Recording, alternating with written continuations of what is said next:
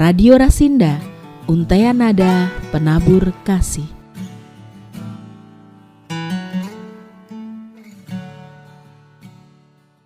Shalom. Mari kita akan sama-sama belajar firman Tuhan. Dan pada kesempatan saat ini kita akan sama-sama belajar menyelesaikan pekerjaan dengan baik. Sebagai orang percaya tentu saja ada sesuatu hal yang harus kita kerjakan, dan pekerjaan itu harus kita kerjakan dengan baik. Dan pekerjaan apa yang harus kita kerjakan itu? Bahwa kehidupan kita adalah kehidupan yang untuk mewartakan kabar sukacita, kabar kebenaran daripada Tuhan. Sehingga dari kabar ini maka kita harus menyampaikan kepada semua orang supaya isi hati Allah itu dinyatakan kepada semua orang. Apa yang Tuhan mau untuk terjadi atas kehidupan kita, apa yang Tuhan mau supaya segala sesuatu sesuai dengan rancangan dan rencananya. Sehingga ini diperlukan kita memahami, mengerti, dan tahu bahwa kita butuh untuk kita bisa menyelesaikan pekerjaan dengan baik sesuai dengan kehendak Tuhan. Sesuatu yang terjadi dalam kehidupan kita harus sesuai dengan kehendak Tuhan.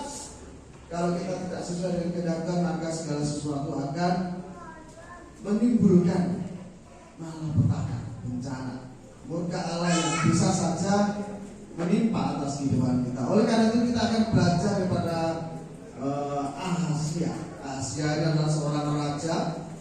Kita akan buka dalam dua raja-raja 1. Kita buka dalam dua raja-raja 1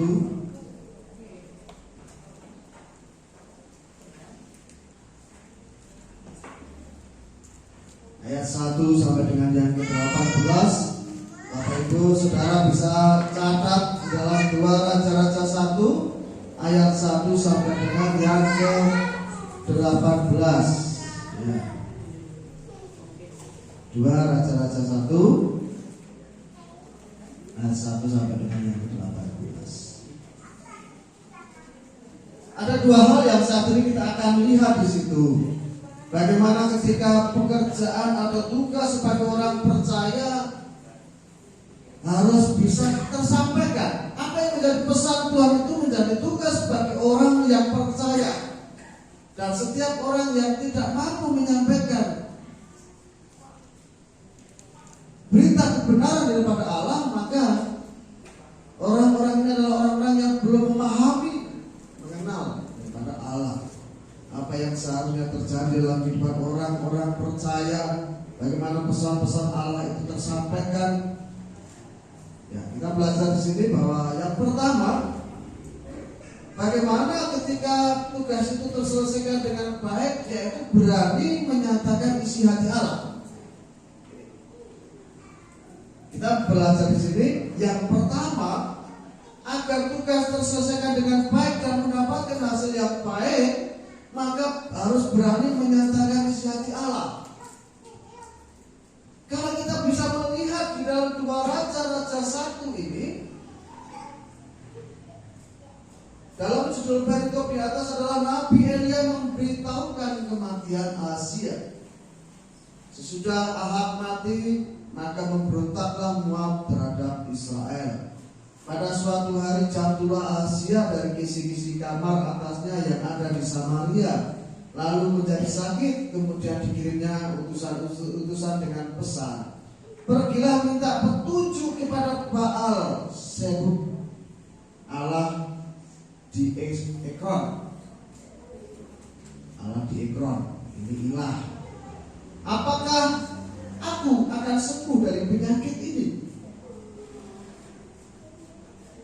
Tetapi berfirmanlah malaikat Tuhan kepada Elia, orang Tisbe itu, bangunlah, berangkatlah menemui utusan-utusan Raja Samaria dan katakanlah kepada mereka, apakah tidak ada Allah di Israel sehingga kamu ini pergi untuk meminta petunjuk kepada Baal Zebub, Allah di Ekron? Ya, sampai sini dulu. Kita bisa melihat di sini adanya suatu kepentingan bahwa Raja Ahazia ini sedang sakit, sedang jatuh sakit. Ahazia ini adalah putra dari Raja Ahab. Dikatakan bahwa sesudah Ahab mati, ini penggantinya Ahazia. Dijelaskan di situ bahwa Ahazia ini di dalam ayat yang ke-3 itu adalah Raja Samaria. Raja Samaria. Tetapi kita bisa melihat di sini bahwa sebenarnya ini adalah Raja Israel yang ada di Samaria. Jadi pada waktu itu kan ada dua kerajaan yang ada di Israel, yang ada di Israel ini. Jadi kita bisa perhatikan bahwa Ahazia ini adalah raja atas Israel di Samaria, seperti yang dikatakan disampaikan di dalam 1 Raja-Raja 2 ayat yang ke-53 yang kita bisa lihat di situ. 1 Raja-Raja 22 ayat yang ke-52.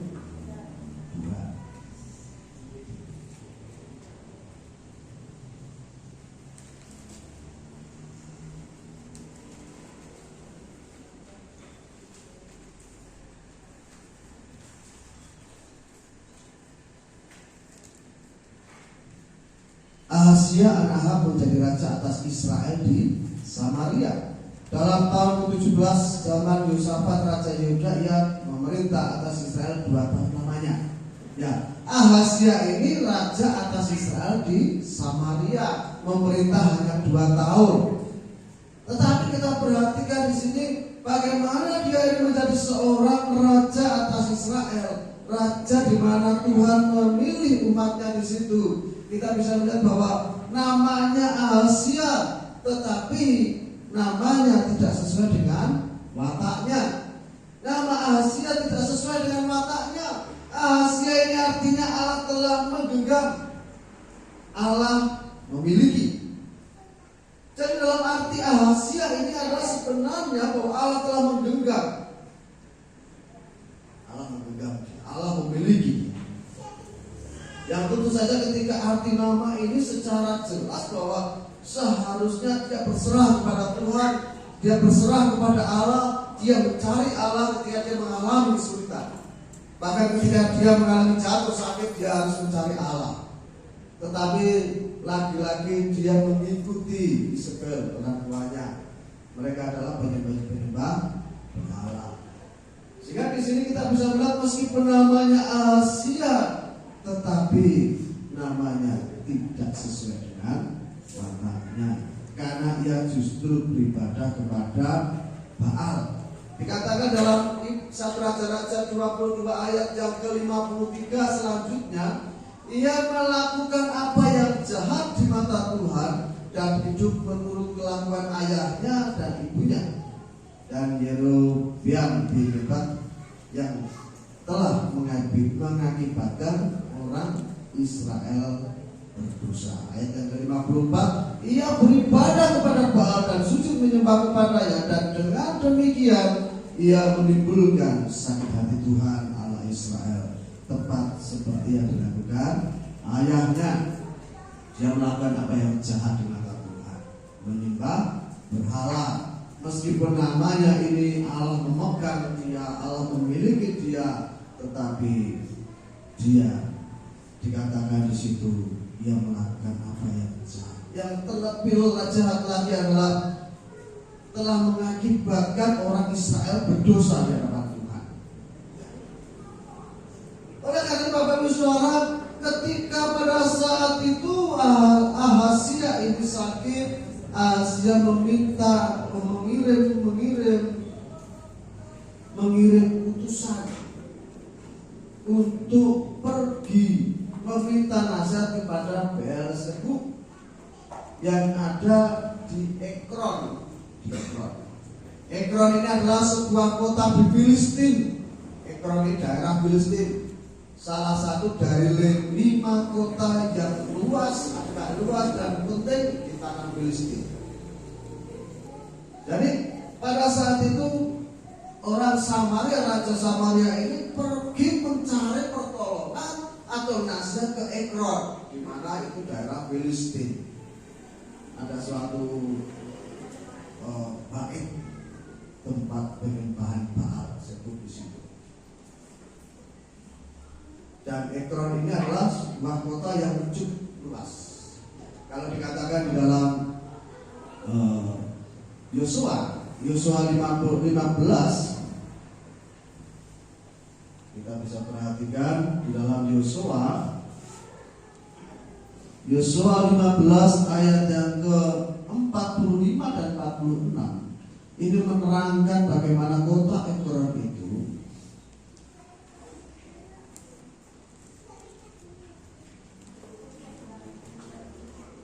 ayat yang ke-45 dan 46. Ekron dengan segala anak kota dan desanya, mulai dari Ekron sampai ke laut, segala yang ada di sisi Asdod dan desa-desanya. Ya, kita bisa melihat di sini bahwa Ekron dengan segala anak kota dan desanya. Ini berarti kota yang cukup luas dan cukup terpandang pada saat itu. Cukup penting, daerah yang cukup penting. Ibaratnya adalah pusat kota. Nah, Ahazia ini tidak mencari Allah ketika dia jatuh sakit, tetapi dia pergi ke Ekron untuk meminta petunjuk kepada Baal.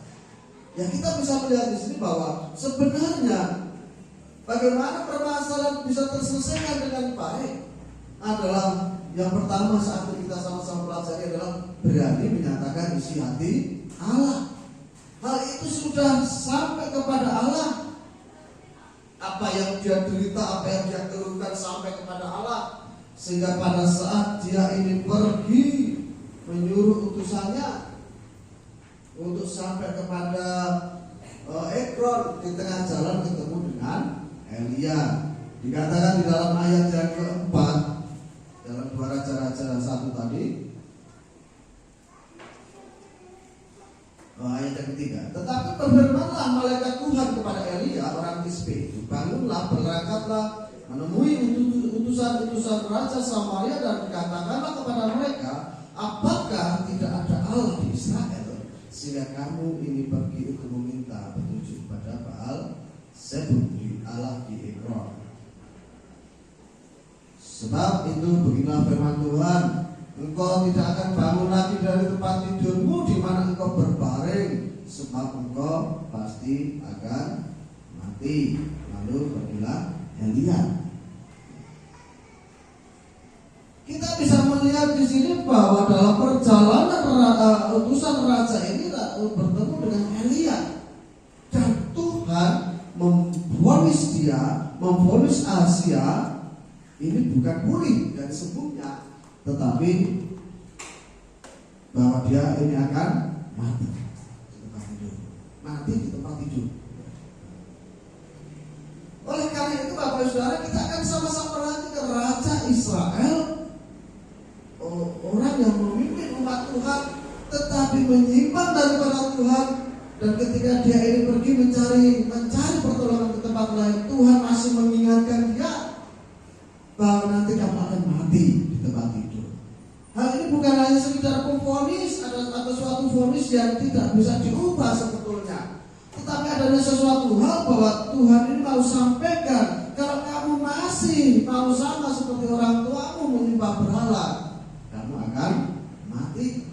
Jadi di sini tersirat bahwa dia mungkin bisa sembuh, dia bisa pulih jika dia bertindak sebaliknya. Karena di situ kenapa Tuhan mengirim Elia untuk ketemu dengan utusan raja? Apakah hanya sekedar memberitahu dulu kamu akan mati? Tentu saja bahwa bagaimana ketika Tuhan ini adalah Allah yang penuh kasih, bahwa Allah pasti akan menerima setiap anak-anaknya yang mau berbalik, mau mengaku dosa di hadapan Tuhan. Tetapi kita perhatikan di sini bahwa ternyata apa yang menjadi rencana Allah ketika dia ini perintahkan kepada Elia, ada suatu pesan yang tersirat di situ, bahwa ada suatu hal bahwa kamu akan mati. kalau kamu terus-menerus melanjutkan apa yang menjadi keinginannya untuk mencari pertolongan kepada Allah lain. Ya. Di ayat yang kelima, sesudah utusan-utusan itu kembali kepada raja, berkata ia kepada mereka, mengapa kamu kembali? Jadi pada waktu itu bahwa ketika utusan raja itu kembali, dia tidak melanjutkan perjalanan, ketemu dengan Elia, dia kembali. Yang seharusnya dia ini meneruskan perjalanan karena tugasnya, perintahnya adalah ke Ekron di tanah Filistin untuk mencari sebenarnya mencari obat buat kesembuhan daripada rajanya Ahazia. Tetapi kita bisa melihat di sini bahwa utusannya ini tidak menjalankan perintah dengan baik. Dia malah kembali memberitakan. Dia utusannya merasa bahwa meskipun utusannya ini tidak mengenal siapa Elia, dia tidak mengenal bahwa dia itu seorang nabi, tetapi dia menerima pesan. Ada suatu pesan penting yang harus disampaikan kepada raja, sehingga meskipun mereka belum sampai ke tempat tujuan, mereka bergegas untuk kembali menyampaikan pesan kepada raja. Nah, oleh karena itu Bapak Saudara, kita bisa melihat, perhatikan di sini bagaimana ketika suatu perintah yang harusnya ini dikerjakan, tetapi kembali lagi sebetulnya para utusan ini sudah mengambil langkah yang benar, paling tidak sudah agak sedikit benar. Dia tidak meneruskan perjalanan, tetapi kembali untuk memberitakan kepada raja. Tetapi meskipun dia sudah mulai melangkah dengan benar, tetapi di akhir daripada apa yang dia beritakan, utusan tidak mampu berbuat apa-apa, tidak menyampaikan isi hati Allah, bahwa apa yang setelah ini diberitakan oleh apa yang disampaikan oleh Elia itu adalah suatu pesan Allah. Kalau saja saya mau bertobat, pasti dia sembuh. Tetapi hal itu tidak pernah tersampaikan.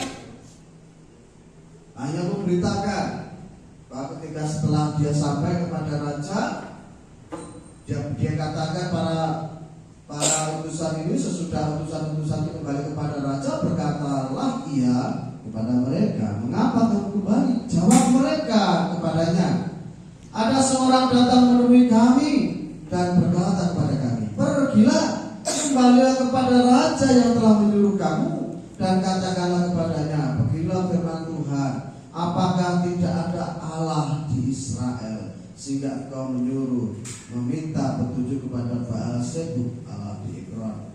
Sebab itu engkau tidak akan bangun lagi dari tempat tidur di mana engkau berbaring, sebab engkau pasti akan mati.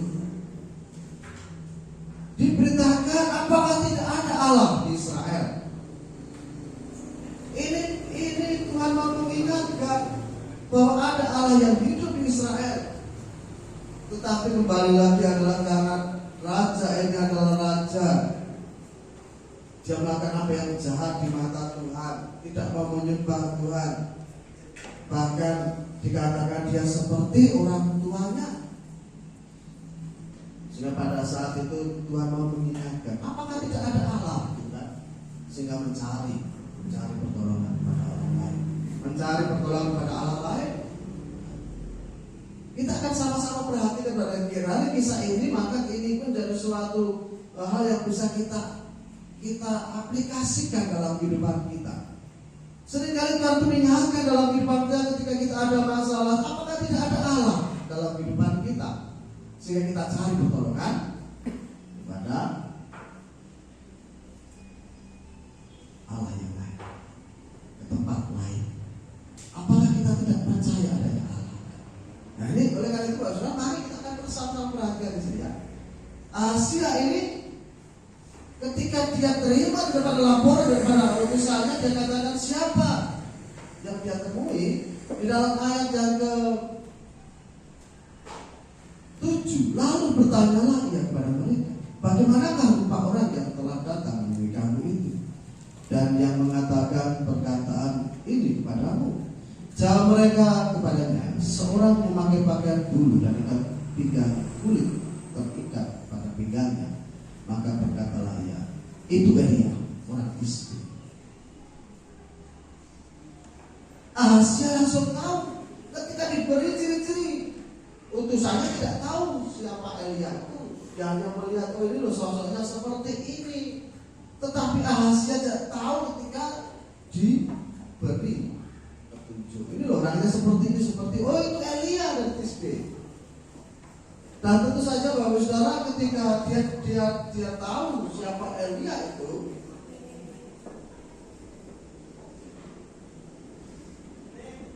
utusannya tidak mengenal. Ahazia segera tahu setelah mendengar ciri-ciri orang yang disampaikan oleh utusan itu, karena ketika zaman pemerintahan Ahaz ayahnya, Elia ini telah membunuh nabi-nabi Baal dan menyatakan kuasa Allah. Tetapi meskipun tahu hal itu, Ahazia pun juga tidak bertobat.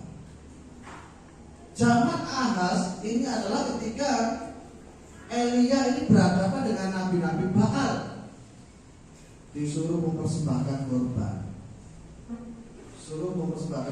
tanpa menyalakan api, biarlah itu terbakar. Sampai seharian penuh ini nabi Baal ini memohon, tidak ada jawaban. Tetapi ketika Elia ini menata 12 batu untuk mesbah, dan di situ dibikin parit, bahkan dikasih air, sampai paritnya penuh dengan air, dan di situ api menyambar habis korban, api dari surga. Elia menyatakan masalah. Sehingga pada saat setelah itu dibunuhlah nabi-nabi Baal. Tetapi dengan adanya hal peristiwa seperti itu tidak membuat mereka bertobat. Ahaz dan istrinya tidak bertobat.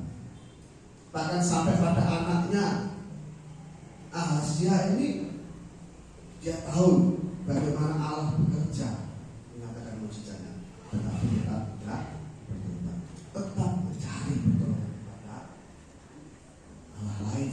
Sehingga ketika dia dengar nama, dia tahu siapa Elia itu, dia perintahkan orang untuk mencari dia. Ya, kita mengambil pelajaran yang pertama ini, Bapak Saudara, dari kisah ini, bagaimana ketika kita harus berani menyampaikan isi hati Allah. Kita tahu bahwa ketika utusan-utusan ini di tengah jalan bertemu dengan Elia, Tuhan mau menyampaikan maksudnya kepada Elia, lewat Elia, supaya Ahazia ini bertobat, mencari pertolongan kepada Tuhan. Tetapi apa daya, ketika utusan ini sudah kembali, dia ceritakan apa yang dia boleh alami, apa yang dia boleh terima dengar daripada Elia, ya cukup sampai di situ saja. Yang akhirnya justru Ahazia ini mencari Elia. Tetapi kita perhatikan Bapak Saudara, pemimpin itu bisa hancur atau tidak tergantung dari orang-orang di sekitarnya. Pemimpin, raja bisa hancur atau tidak tergantung dari orang-orang di sekitarnya. Kalau saja bagaimana ketika utusan ini berani mengatakan, karena apa Saudara? Hal yang penting, hal yang paling berat dalam mengambil suatu keputusan bagi seorang pemimpin, dan keputusan itu hanya dapat diambil dengan benar kalau ada orang-orang di sekitarnya yang mengenal Tuhan dan menyatakan isi hati Tuhan. Ketika dia mengambil sikap suatu keputusan, hal yang benar adalah ketika orang-orang di sekitarnya ini adalah orang-orang yang mengenal dan menyatakan isi hati Allah. Elia sudah memberitahu, kamu pasti mati meskipun pohon dijatuhkan. Kalau Ahazia sadar akan dosanya, maka dia akan dapat diselamatkan. Seperti halnya ketika Daud ketika dia melakukan perbuatan dosa, tetapi ketika dia diperingatkan oleh Nabi, dia berbalik, dia mengaku dosanya. Tetapi tidak seperti Ahazia itu. Dia tidak mau terima seperti itu. Dia akan terus melakukan perbuatan dosa. Jadi di sini saudara, bahwa pemimpin itu bisa hancur atau tidak. Kenapa? Tergantung orang sekitarnya. Kalau orang-orang utusannya ini berkata, dia sampaikan, dia mau katakan, ayo dengarkan Elia, jangan cari pertolongan lain. Dia katakan, apakah tidak ada Allah di Israel? Ini tandanya adalah supaya Ahazia mencari Allah Israel. Kalau saja utusan ini berani ngomong gitu kan, tetapi yang namanya anak buah mau ngomong kepada pemimpin kan tidak mungkin, saudara. Tidak mungkin berani. Ya. Anak buah mau ngomong, apalagi utusan mau ngomong kepada raja, ayo kerja raja gitu kan, ayo kita berbalik dan berusaha. Kan tidak mungkin. Tetapi ketika ini utusan ini berani ngomong, ayo coba ikuti gitu kan.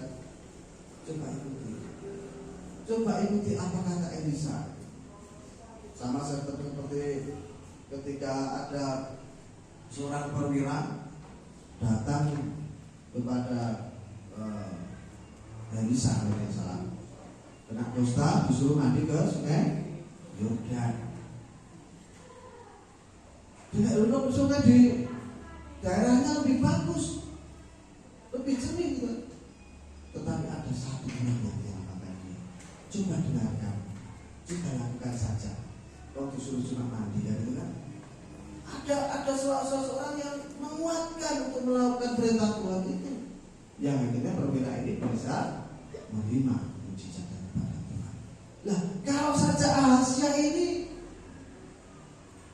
anak buahnya berani menyampaikan isi hati Allah, menyampaikan pesan Allah yang sudah diterima dari Elia, cari Allahnya orang Israel, dia pasti sembuh, pasti tidak mati. Jadi pekerjaan akan terselesaikan dengan baik ketika berani menyatakan isi hati Allah. Setiap kita berani menyatakan isi hati Allah kepada para pemimpin-pemimpin kita, maka pemimpin-pemimpin kita dalam keadaan yang baik-baik saja. Tetapi kalau kita hanya berdiam diri, kita tahu pesan Allah tetapi kita berdiam diri, maka kadang-kadangnya kebijakan-kebijakan yang berlaku tidak pas, bahkan tidak sesuai dengan kehendak Tuhan. Jadi di sini kita bisa melihat sesungguhnya pemimpin itu mengendalikan begitu banyak hal. Seorang pemimpin, maka pertimbangan rohani itu sangat diperlukan.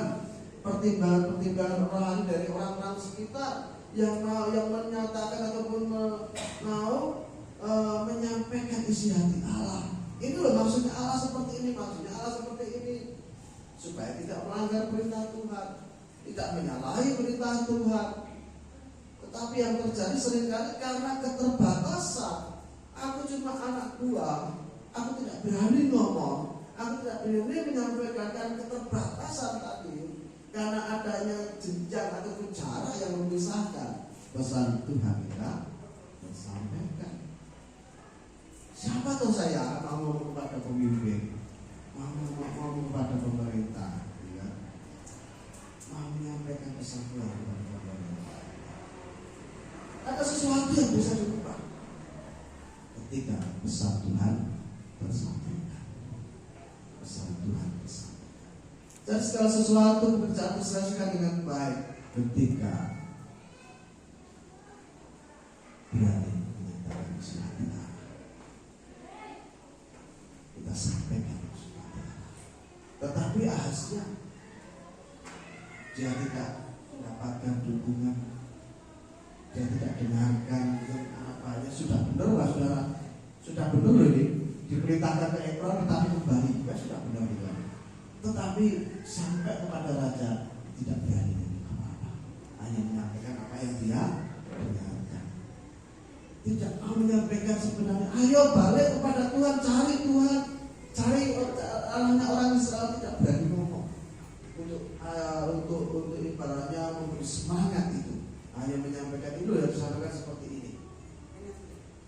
Jadi Bapak Saudara, mari dukungan orang-orang percaya untuk menyampaikan isi hati Allah sangat berpengaruh untuk mempengaruhi kinerja para pemimpin kita, untuk membawa kebaikan bagi mereka. Sehingga kita ini perlu untuk kita ini menyampaikan isi hati Allah, apa yang menjadi kebaikan, apa yang Allah mau terjadi atas kehidupan bangsa kita, dimulai dari tempat di mana kita berada. Mungkin kita tidak perlu memikirkan jauh di istana raja, tidak, sekarang istana presiden. Kita mulai dari tempat ini. Pemerintah yang ada di balik bawah, kita masuk, kita mau sampaikan apa yang menjadi maksud dari Tuhan, isi hati Tuhan, supaya pemerintahan berjalan dengan baik sesuai dengan kehendak Tuhan, keinginan Tuhan.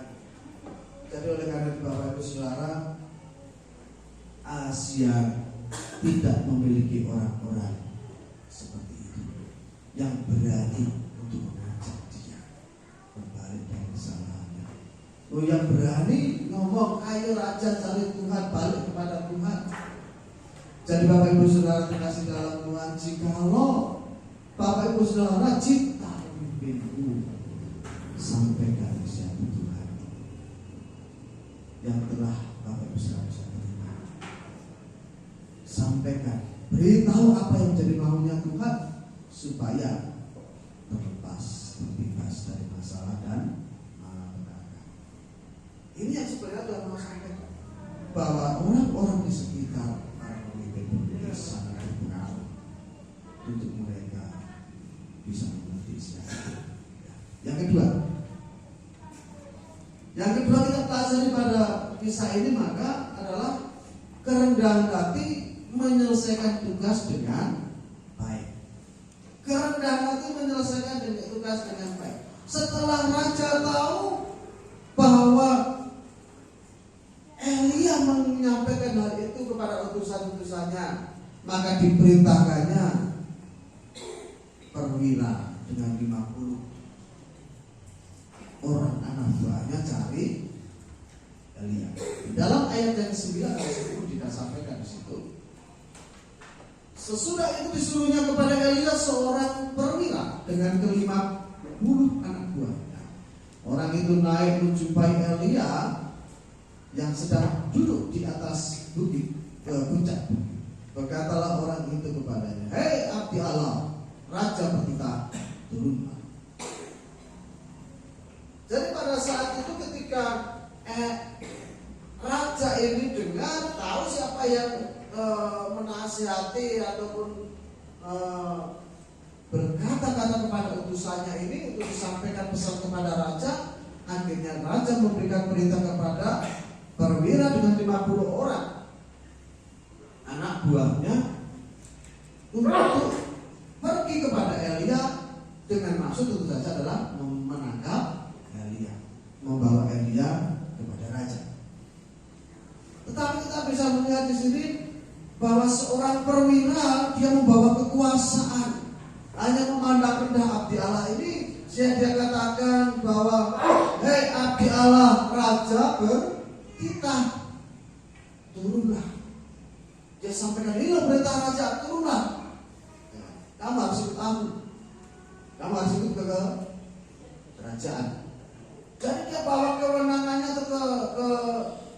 yang bisa dikatakan adalah kesombongan yang terucap. Dia katakan bahwa ini kita raja, kamu abdi harus ikut, kan? Dia bawa kesombongannya, tetapi kesombongan yang terucap adalah kejatuhan yang cepat. Ketika tahu bahwa ini adalah adanya suatu kesombongan, ternyata sikap sombong seorang pemimpin ini menjadikan anak buah menjadi korban. Yang ngomong pemimpinnya, dia sampaikan, ayo, dikatakan raja bertitah, turunlah. Yang ngomong pemimpinnya. 50 orang ini hanya baris di belakangnya, tidak tahu apa-apa, hanya diberitakan ikut beneran tangkap Elia. Dia cuma ikut, tidak punya kewenangan apapun, cuma ikut. Tetapi orang-orang ini justru menjadi korban. Kenapa demikian? Di ayat yang 10, tetapi Elia menjawab katanya kepada perwira, kalau benar aku abdi Allah, biarlah turun api dari langit memakan Lapis dan 50 anak buahmu. Maka turunlah api dari langit memakan dia habis dengan 50 anak buahnya. Yang ngomong cuma satu orang dengan sombongnya membawa nama raja. Ayo turun. 50 orang lainnya yang hanya ada di belakangnya itu jadi. Jadi di sini kita bisa perhatikan bahwa ini adalah suatu kesombongan. Karena mentang-mentang dapat jabatan, dapat kewenangan, mentang-mentang sudah berpangkat perwira, menggunakan kesempatannya, haknya untuk semena-mena memerintahkan orang semena-mena. Dari sini kita bisa tahu bahwa yang dimusuhi adalah abdi Allah. Ketika abdi Allah dikatakan kalau aku abdi Allah, biarlah turun api dimakan habis, terbakar. Jadi karena kesombongan ini Tuhan pun turun marah, gitu kan? Buktinya ketika dia katakan si Elia katakan kalau aku abdi Allah, biarlah turun api dari langit. Api langsung muntah. Ini yang pertama. Yang selanjutnya, saudara, ketika mereka ini ke-51 orang ini mati terbakar, raja pun juga tidak sadar. Dia perintahkan lagi satu perwira dengan 50 orang untuk tangkap Elia. Ini lebih parah lagi. Yang dia sampaikan di situ karena mungkin emosinya lebih lagi, ini gagal. Dia mungkin perwira yang lebih tinggi, lebih garang lagi. Di ayat yang ke-11, kemudian raja menyuruh pula kepadanya seorang perwira yang lain dengan ke-50 anak buahnya. Lalu orang itu berkata kepada Elia, hei abdi Allah, beginilah titah raja, segeralah turun. Kami katakan turunlah, tapi sekarang lebih keras lagi, katakan segeralah turun, gitu kan? Segeralah turun.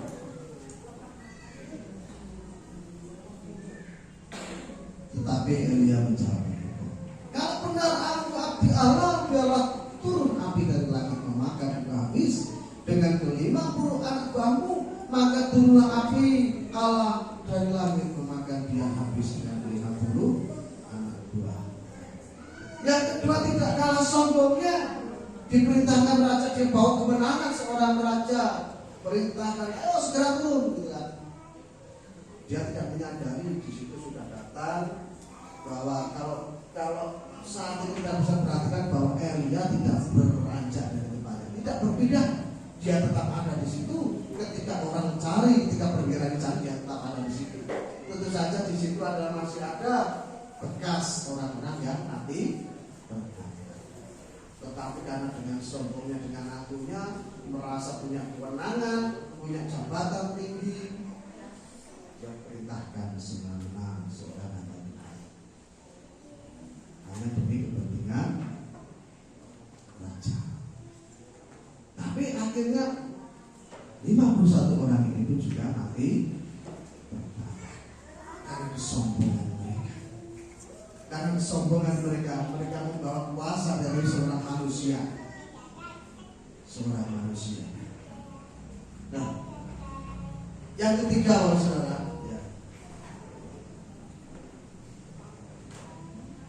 yang ketiga, raja memerintahkan kembali perwira yang ketiga. Di dalam ayat yang selanjutnya disampaikan, kemudian raja menyuruh pula seorang perwira yang ketiga dengan ke-50 anak buahnya.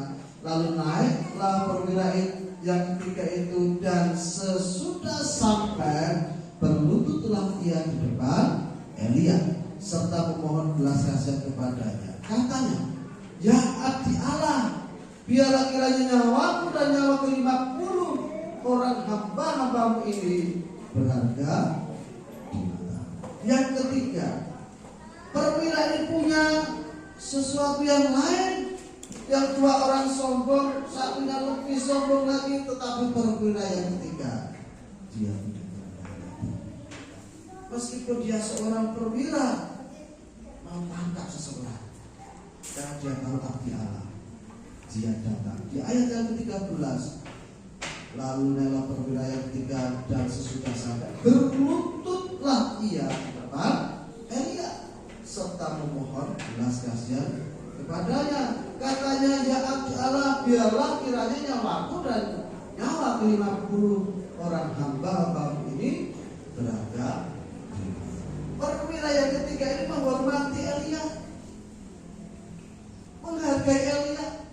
Dia katakan, biarlah aku juga hamba-hambamu 50 orang hamba-hambamu nyawanya berharga di mata. Jadi ketika dia punya kerendahan hati,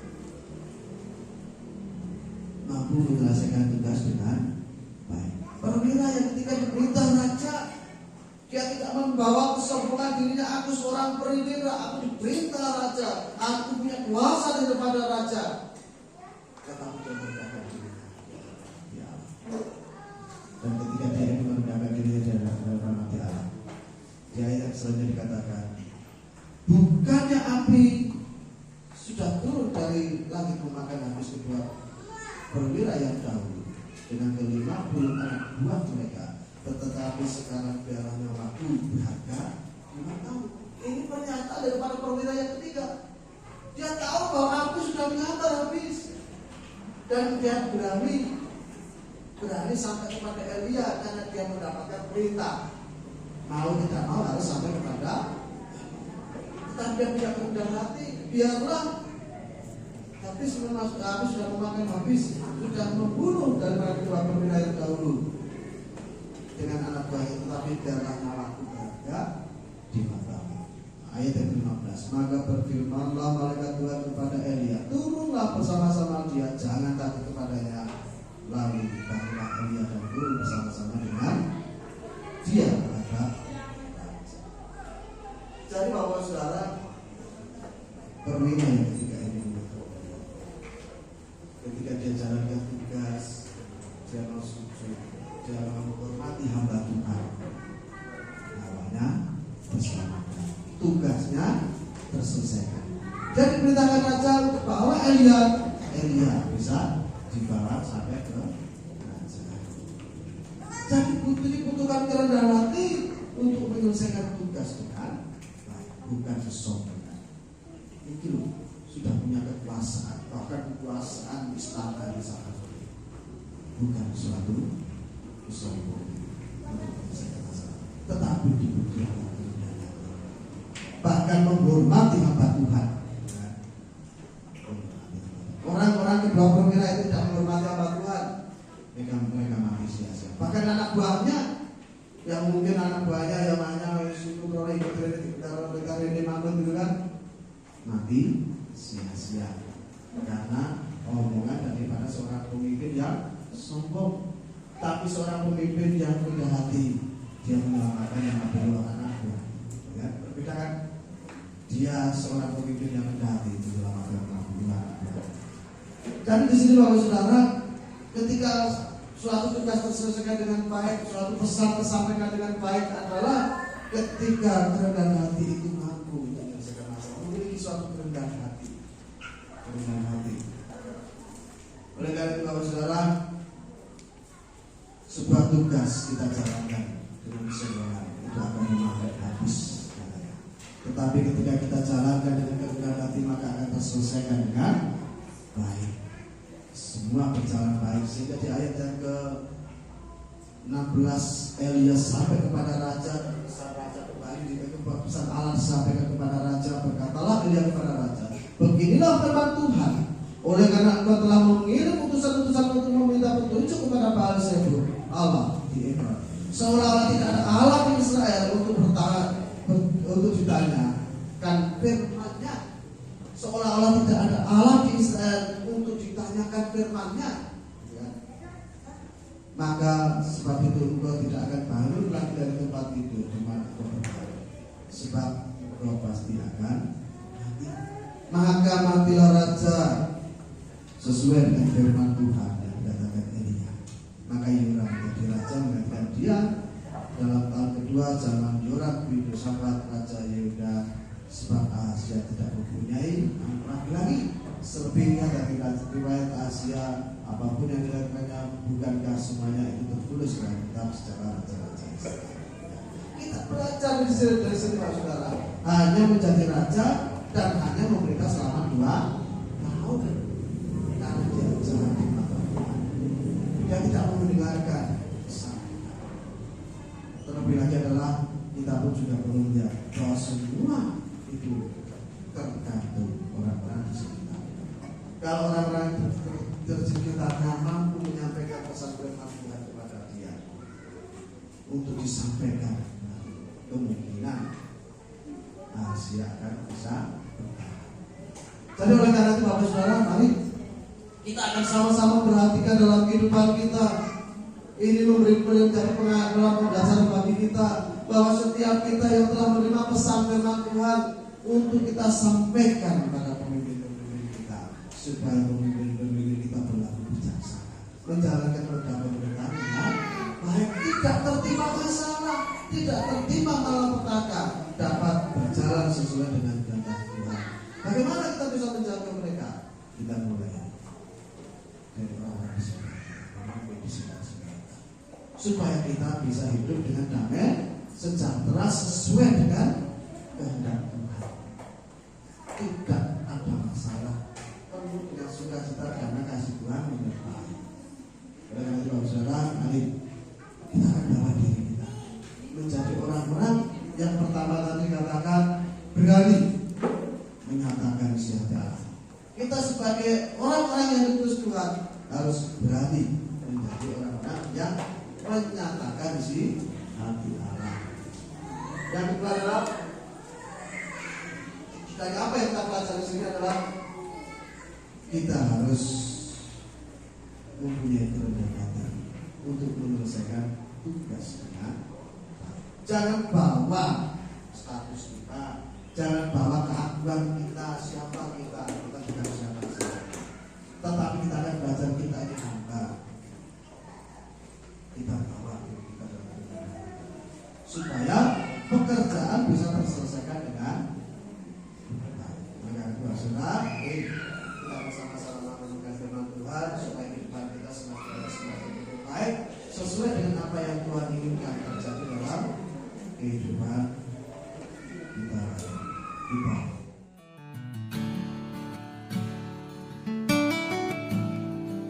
Radio Rasinda, Untaian Nada Penabur Kasih.